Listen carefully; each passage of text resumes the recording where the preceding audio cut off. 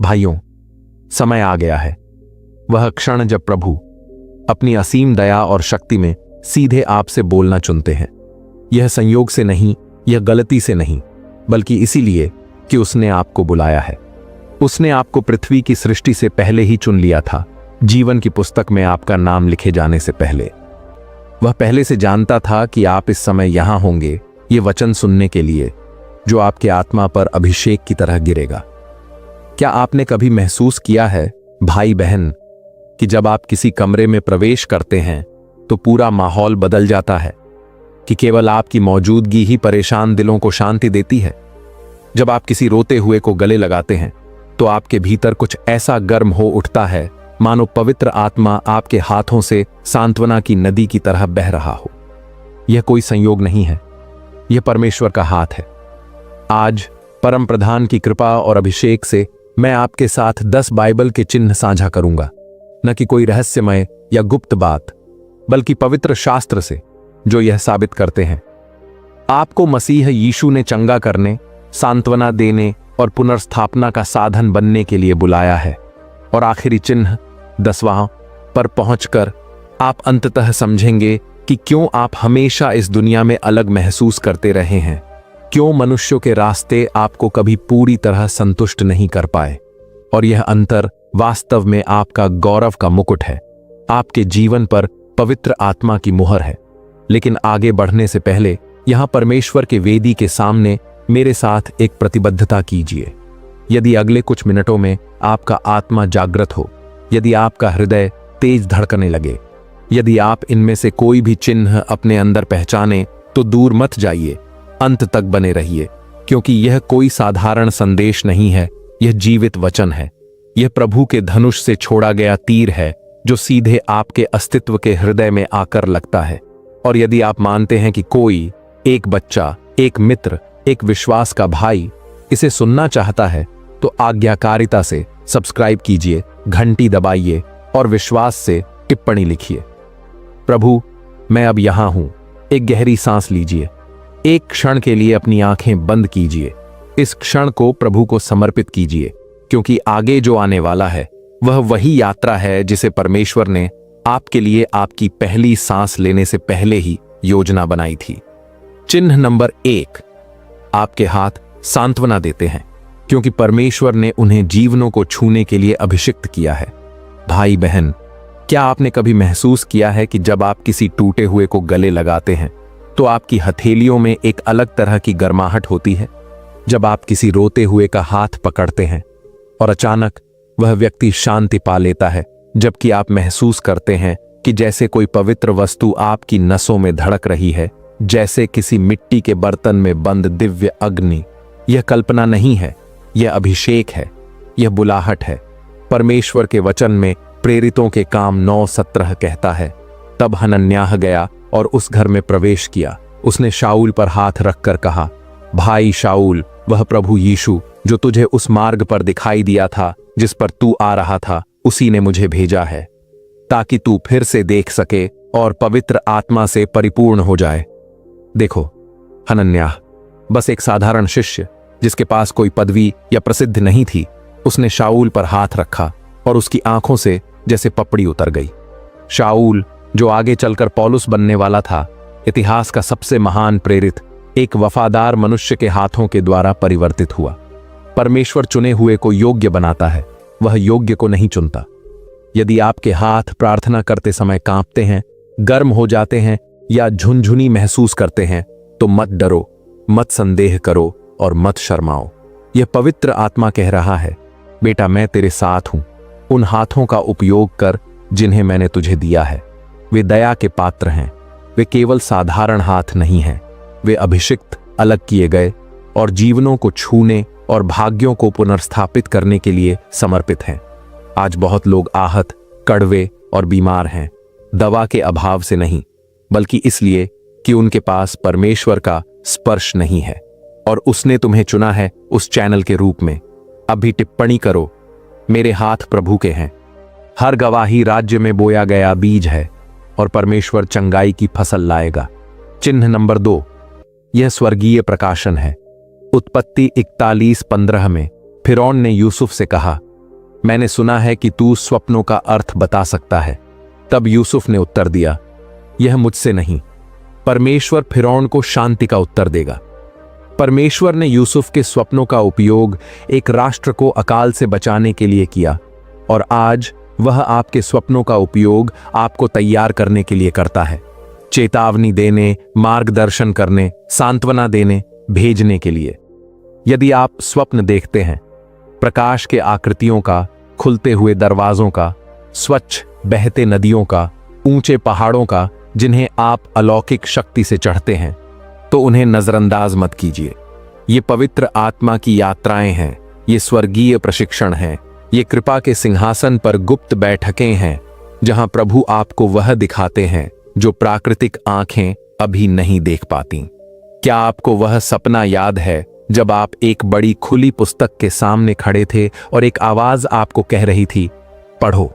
या जब आपने एक सूखा खेत देखा और अचानक आशीष की वर्षा आकाश से उतरी और आप आत्मा में जानते थे कि वह एक प्यासे आत्मा का प्रतीक था जिसे आपको सींचना था?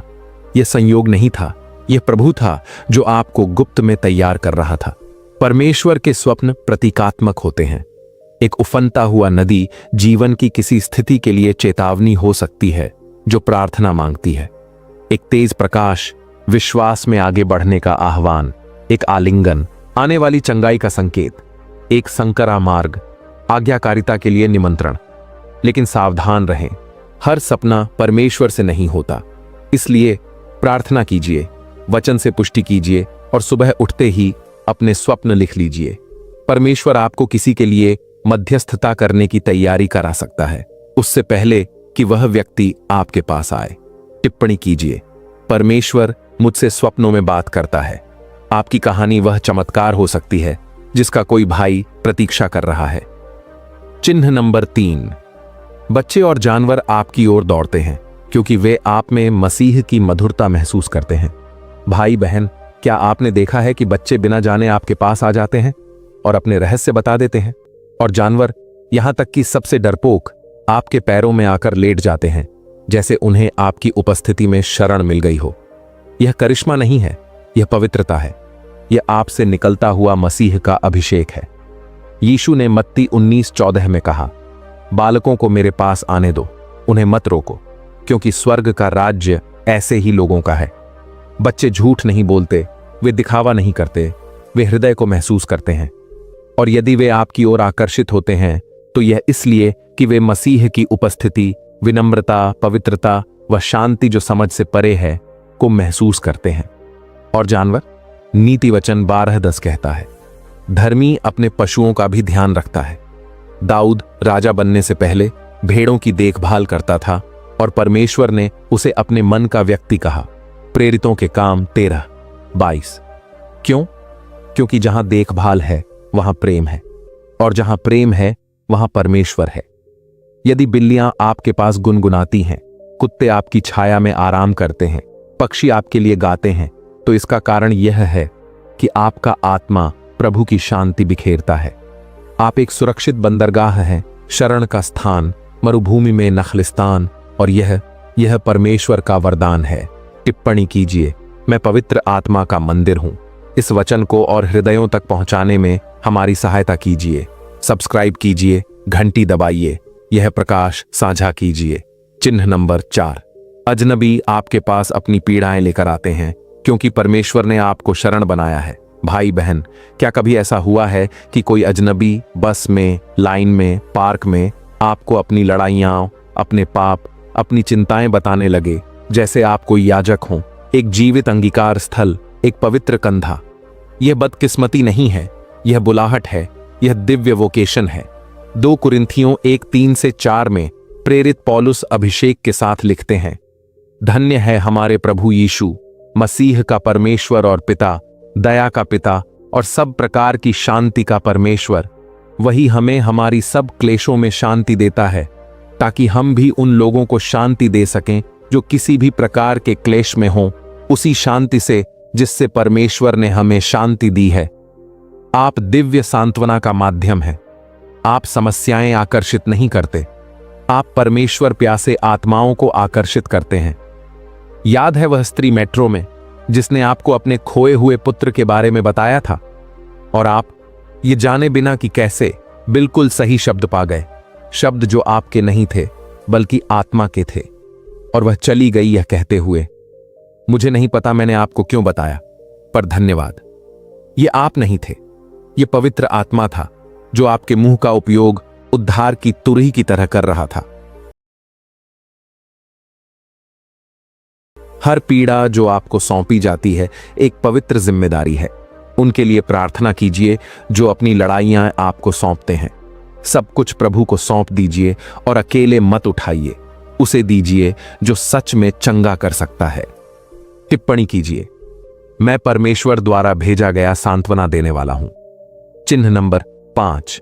भाई बहन, जब कोई सभा, कोई आराधना, कोई संगति समाप्त होती है और आपको ऐसा लगता है मानो आपने अदृश्य सेनाओं से युद्ध किया हो, आपका शरीर भारी हो जाता है, आपकी आत्मा मौन के लिए पुकारती है, आप बस अकेले प्रार्थना में रहना चाहते हैं, मानो कुछ उतार ना पड़े। यह कमजोरी नहीं है, यह मध्यस्थता है, यह आत्मिक युद्ध है।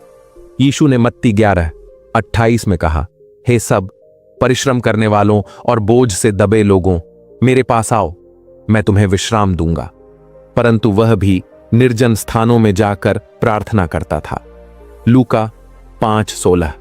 क्योंकि स्वयं परमेश्वर का पुत्र भी पिता की उपस्थिति में पुनः भरना चाहता था।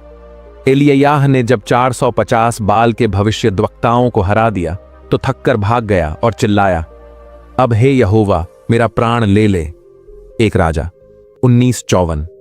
परंतु परमेश्वर ने उसे डांटा नहीं, उसने एक स्वर्गदूत को रोटी और पानी के साथ भेजा। एक राजा 19:5। और फिर एक धीमे स्वर में उससे कहा, एलिय्याह तू यहां क्या कर रहा है? तुम अकेले नहीं हो, तुम गलत नहीं हो, तुम आत्मिक युद्ध में हो और जीत रहे हो। तुम्हारी थकान प्रमाण है कि तुम युद्ध भूमि में खड़े हो, पर मसीह से सीखो। गुप्त में पिता को खोजो, उसकी उपस्थिति में भर जाओ, अपने समय की रक्षा करो। मत भूलो, जिसे संसार थकावट कहता है उसे परमेश्वर अभिषिक्त का कार्य कहता है। टिप्पणी करें, प्रभु मेरी शक्ति को नया कर। चिन्ह संख्या 6। आप उन बातों को जानते हैं जो किसी ने आपको सिखाई नहीं, क्योंकि पवित्र आत्मा प्रकट करता है। भाई बहन, क्या कभी आपको ऐसा आभास हुआ कि कुछ गलत है? किसी का ध्यान आया और कुछ ही समय बाद वही व्यक्ति आपको फोन करता है, बिल्कुल उसी की जरूरत के समय, चाहे एक वचन, एक प्रार्थना या एक आलिंगन। यह मानवीय अंतर्ज्ञान नहीं है, यह परमेश्वर की प्रकाशना है। यह पवित्र आत्मा है जो आपके कदमों को मार्गदर्शन करता है। यीशु ने यूहन्ना 14:26 में प्रतिज्ञा की, परंतु सहायक अर्थात पवित्र आत्मा जिसे पिता मेरे नाम से भेजेगा, वही तुम्हें सब बातें, जो कुछ मैंने तुमसे कहा है, वह सब तुम्हें स्मरण दिलाएगा। पवित्र आत्मा आपसे बोलता है, आपका मार्गदर्शन करता है, आपको चेतावनी देता है, आपको सांत्वना देता है। जैसे वह समय जब आप छाती पर बोझ लेकर जागे और समझ नहीं पाए क्यों, और आपने एक भाई को फोन किया ठीक उसी समय जब वह विश्वास छोड़ने वाला था। आपकी कॉल एक चमत्कार थी, क्योंकि पवित्र आत्मा ने आपको उद्धार के साधन के रूप में इस्तेमाल किया। इन आवाजों को नजरअंदाज न करें, इन भावनाओं को तुच्छ न जानें। सब कुछ परखें, हां, पर आत्मा को न बुझाए। 1 थिस्सलुनीकियों 5:19-21। आपकी आत्मिक अंतर्ज्ञान परमेश्वर का वरदान है, उसका उपयोग उसकी महिमा के लिए करें। टिप्पणी करें, पवित्र आत्मा मुझे मार्गदर्शन करता है। चिन्ह संख्या 7। परमेश्वर संकेतों का उपयोग करता है, पर कभी अपने वचन से बाहर नहीं। भाई बहन, क्या आप हमेशा 111, 33, 77 जैसे अंक देखते रहते हैं? ध्यान दें, पर अंकों की पूजा न करें। परमेश्वर सदैव अपने वचन द्वारा बोलता है। भजन संहिता 119, 105 में लिखा है, तेरा वचन मेरे पांव के लिए दीपक और मेरे मार्ग के लिए ज्योति है। यदि आपके जीवन में कोई अंक, कोई वाक्य, कोई स्थिति बार बार आती है तो प्रार्थना करें। पवित्र शास्त्र में पुष्टि ढूंढें, कभी अकेले व्याख्या न करें। परमेश्वर ने गिदोन से मेमने और रोटी के माध्यम से बात की। न्यायियों 7:13। उसने पतरस से पशुओं से भरे कपड़े के माध्यम से बात की। प्रेरितों के काम 10:11। वह सबसे सरल तरीकों से विनम्रों से बात करता है। यदि कुछ आपके जीवन में बार बार हो रहा है तो यह संयोग नहीं है, यह प्रभु कह रहा है, मैं यहां हूं, ध्यान दो, मैं तुम्हें मार्ग दिखा रहा हूं, पर सदैव सदैव बाइबल पर लौटें। वही आपकी दीपक है, वही आपकी सच्चाई है। टिप्पणी करें, मेरी दीपक परमेश्वर का वचन है। चिन्ह संख्या 8। आपकी आवाज शांति लाती है क्योंकि वह आत्मा से भरी है। भाई बहन, क्या आपने कभी भजन गाया और आपके पास वाला रोने लगा? आपने एक वचन बोला और किसी की आंखों में आशा पुनः जन्मी? नीति वचन 16:24 कहता है, सुखदाई वचन मधुमक्खी के छत्ते के समान है, वे आत्मा के लिए मधुर और शरीर के लिए आरोग्य हैं। जब आपकी आवाज आत्मा से भरी होती है तो वह शक्तिशाली हथियार बन जाती है। भजन गाओ, ऊंची आवाज में प्रार्थना करो, वचन की घोषणा करो। आपकी आवाज बंधनों को तोड़ देती है। यीशु अधिकार से बोलता था और दुष्टात्माएं भाग जाती थीं। मरकुस 1:27। पौलुस ने हाथ रखकर कहा और पब्लियुस के पिता को चंगा किया। प्रेरितों के काम 28:8। और जब आप गाते या प्रार्थना करते हैं तो आप केवल दूसरों को आशीषित नहीं करते, आप स्वयं भी आशीषित होते हैं, क्योंकि जो आवाज परमेश्वर की स्तुति करती है वही उसकी उपस्थिति को आकर्षित करती है। आपकी आवाज युद्ध की तुरही है और शांति का गीत। टिप्पणी करें, मेरी आवाज परमेश्वर द्वारा उपयोग की जाती है। चिन्ह संख्या 9। आपका हृदय परमेश्वर के लिए तड़पता है क्योंकि वह उसी के लिए बना है। भाई बहन, क्या बचपन से ही आपको लगता था कि कुछ और है, कुछ अनंत, जो संसार आपको नहीं दे सकता? वह खालीपन जिसे केवल परमेश्वर की उपस्थिति भर सकती है। भजन संहिता 42:1 कहता है, जैसे हरिणी जल की धाराओं के लिए हाँफती है, वैसे ही हे परमेश्वर, मेरी आत्मा तेरे लिए हाँफती है।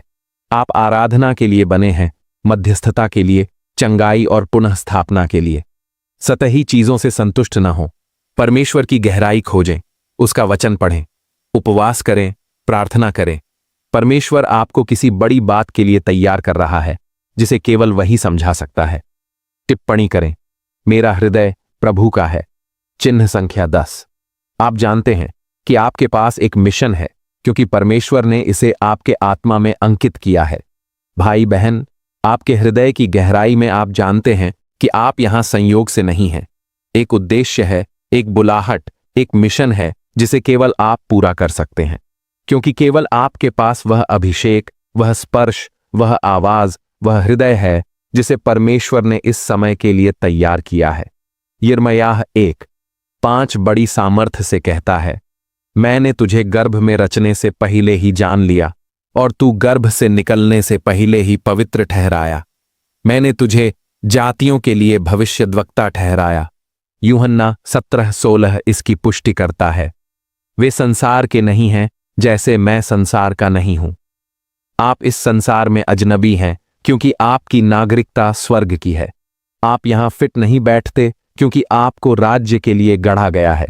और आज परमेश्वर आपसे कह रहा है, उठो, अपनी बुलाहट को स्वीकार करो। मैंने तुम्हें तैयार किया है, मैंने तुम्हारा अभिषेक किया है। जाओ और टूटे हुए हृदयों को चंगा करो, बंधुओं को छुड़ाओ, प्रभु का अनुग्रह का वर्ष सुनाओ। अभी प्रभु को उत्तर दो। यदि यह वचन आपके आत्मा को छू गया है तो सदस्य बनो, घंटी दबाओ और टिप्पणियों में लिखो, मैं परमेश्वर का साधन हूं, क्योंकि आपका मिशन अभी शुरू नहीं हो रहा है, यह अभी प्रकट हो रहा है। यीशु के नाम में आत्माओं के महान चिकित्सक, यहूदा के गोत्र के सिंह, वह मेमना जो मारा गया और सदा जीवित है। आमीन।